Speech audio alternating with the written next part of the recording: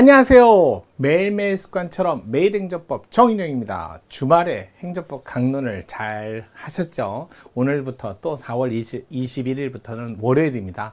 또 열심히 달려야죠. 4월 달도 이제 저물어 가는데요. 우리 이제 중반을 넘어섰으니까 열심히 해가지고 너무 보람차게 우리 빨리 가는 시간보다도 더 빨리 뛴다는 거, 솔직히 말해서 뛰는 개념이 아니라 더 열심히 산다는 거죠. 더 집중해서 더 많은 일을 할 수 있다면 그게 더 빨리 가는 거 아닌가라는 생각이 듭니다. 확실하게 행정법을 정리하고 싶은 여러분과 함께하는 매일 행정법 정인영. 오늘 문제는요, 25년 국가직 국어 문제고요. 제재처분, 이거 행정기본법 23조에 있는 규정과 함께 판례 문제를 낸 것 같아요. 한번 살펴보겠습니다. 자, 제재처분에 대한 설명으로 옳지 않은 것을 고르세요 라고 했어요. 그런데 여기에 보니까 제재처분, 우리 일반적으로 우리 행정법에 실효성 확보수단이라는 개념이 있는데, 자, 기본적인 내용은 좀 볼게요. 행정의 실효성 확보수단, 뭐 강제력이라고도 하고요, 의무행 확보수단, 여러 가지 이름으로 불러지고 있습니다. 일단은 행정의 실효성 확보수단이다 보니까 국가 행정작용을 실효성을 확보하기 위해서 한마디로 성공해야죠. 달성해야죠. 그걸 하기 위해서 여러 가지 확보수단이 있는데, 크게 강제라는 말이 있고 제재라는 말이 있어요. 자, 그런데 제재나 강제라는 이 전통적인 방법으로도 목적 달성이 안 되면 그때 가서 새로운 이런 수단들이 점점 늘어나고 있죠. 이 새로운 수단은 크게 나눠서 경제적 수단이 있고요, 그 다음에 명예적 수단이 있어요. 이렇게 두 가지로 크게 나눠져요. 이 경제적 수단, 그냥 돈에 관한 문제인데, 대표적인 게 과징금, 가산세, 가산금, 요걸 들고 있고요. 그 다음에 명예적 수단, 그러면 공급 거부, 관호사업 제한 많습니다. 공급 거부, 관호사업 제한, 뭐 출국 금지도 있고요. 공급 거부, 출국 금지, 법 위반 사실의 공표,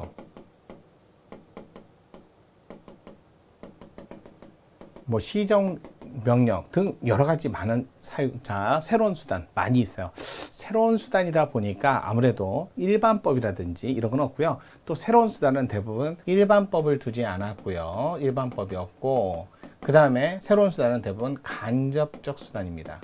그래서 행정청이 직접 의무를 이행하는 게 아니라 스스로 이행하게끔 경제적 수단으로서 심리적 압박, 명예적 수단으로서 심리적 압박을 통해서 스스로 하게끔 만드는 게 바로 새로운 수단이에요. 그 중에 과징금은 재량인데 딱 하나, 명의신탁 부동산에 대해서 과징금 부과는 기속입니다. 그래도 금액 결정은 또 재량이에요. 자, 과징금은 또 전형적 과징금이 있고 또 변형된, 가름한 이런 과징금이 있는데, 둘 다 똑같이 재량이에요. 변형된 과징금, 원래 영업의 정지나 철회를 해야 되는데, 그 영업의 정지나 철회를 하면 공공복리에 중대한 피해가 우려될 때, 그럴 때 영업의 정지나 철회를 가름해서 과징금이요. 그럴 때 이것도 돈에 관한 문제는 대부분 제재란 말을 씁니다. 가산세 별도의 세금, 신고세, 납부세 두 가지인데, 신고세, 성실한 신고를 유도하기 위해서 가산세, 가산금은 당사자의 귀책 사유라든지 또는 정당한 이유 고려 없이 그냥 날짜가 넘어서 붙는 이 지연이자 비슷한 금액에 조금 더 추가되는 거, 가산금.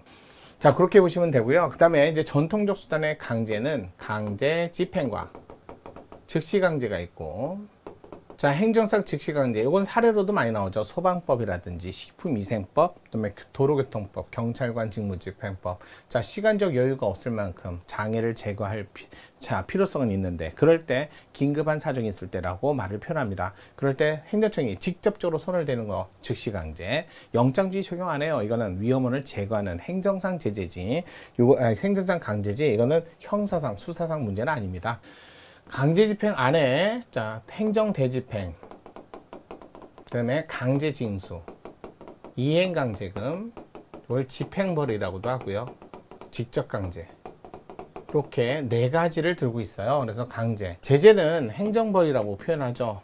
그래서 행정질서벌과 행정형벌이 있는데, 형벌은 법원의 형사 절차를 거쳐야 되기 때문에, 형사소송이라는 절차를 거쳐야 되기 때문에 이거는 행정상 강제라고 보기 어려워요. 다만 특별한 절차로서 여기에서 나오는 거죠. 통고처분하고 즉결심판, 요것만, 이건 청장 안 됩니다. 경찰서장, 해양경찰서장이 할 수 있어요. 서장이, 해양도 관계없습니다. 해양도 마찬가지예요. 경찰서장이 법원에 검사를 거치지 않고 형사법원에 직접 결정해달라고 요청하는 거기 때문에 전과 기록이 안 남고, 통고처벌은 본질이 범죄지만 비범죄화, 이런 말을 써요. 비범죄화 하겠다. 왜? 20만 원 이하의 벌금, 과료 정도에 해당되기 때문에 이것 때문에 전과 기록을 남기는 것보다는 행정청이 과금을 하는 거죠. 그래서 납부하시면요, 그냥 더 이상 묻지 않는다. 하지만 납부를 안 하면 그럼 형사소송 절차를 통해서 불복 절차를 진행해야 됩니다.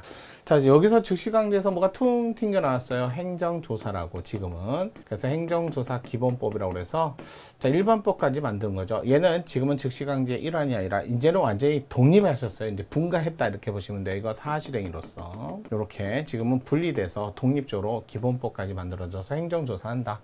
요 정도는 기본이에요. 오늘 시험 문제는 뭐 그 안에서 있는 문제들을 조금 내는데요. 자, 조금 그런 전제로 기본적인 내용을 전제로 한번 살펴보도록 할게요. 자, 행정상 제재 처분에 대한 설명을 옳지 않은 것은 자동차 운수 사업 면허 조건 등을 위반한 사업자, 과징금 부과 처분이 법이 정한 한도액의 초과 위법하더라도 과징금은요 재량이고요. 행정청이 재량이에요. 법원이 얼마를 정해줘서는 안 되기 때문에 원칙적으로는 일부 취소가 안 되고 전부 취소밖에 없습니다. 만에 하나 법률에 과징금 금액에 관한 산정 기준이 정확하게 기준이 마련되어 있다면 그러면 그 금액 이상을 일부 취소해 주셔도 돼요. 그런 경우 빼놓고는 전부를 취소할 수밖에 없다. 맞는 질문. 행정기본법 제재처분의 제척기간, 이거 23조입니다. 23조. 여기 제재처분 제척기간 5년을 두고 있어요. 5년. 근데 이거 모두 다 적용되는 건 아니에요. 자, 취소, 철회, 그다음에 이런 것들 대상으로 합니다. 자, 취소, 철회, 말소, 영업소 폐쇄, 또 자, 폐쇄와 정지에 가름하는 과징금, 이렇게 보시면 돼요. 자, 인허가, 정지, 취소, 철회, 등록 말소까지는 좋아. 영업소 폐쇄나 정지에 가름하는 과징금, 요 정도까지만 5년의 적용기간을 적용받는 행정기본법이에요. 요거 조심하셔야 돼요. 한정된다. 맞아요. 세 번째, 여러 처분 사유에 관해서 하나의 제재 처분을 하였을 때 그중 일부가 인정되지 않고 나머지 부분만으로도 처분 사유가 충분하다면 그 취소할 필요 있나요? 취소할 수 없다가 아니라 취소해서는 안 되는 거죠. 그래서 요거 3번이 정답. 이거는 기출됐던 지문입니다. 요거는 보시고요. 요거는 처음 나온 지문 이렇게 보시면 되고요. 그다음에 1번도 기출 지문이고요. 3번이 정답이었다. 4번, 효력기간이 정해져 있는 제재적 행정처분이 효력이 발생한 이후에 행정청은 특별한 사정이 없는 한 상대방에 대한 별도의 처분으로서 효력기간 시기와 종기를 다시 정할 수 있다. 그래요. 이럴 때는 또 다시 정할 때는 변경 처분을 해야 되고, 이 변경 처분은 상대방에게 도달해야만 효과가 발생한다는 것도 알아두셔야 돼요.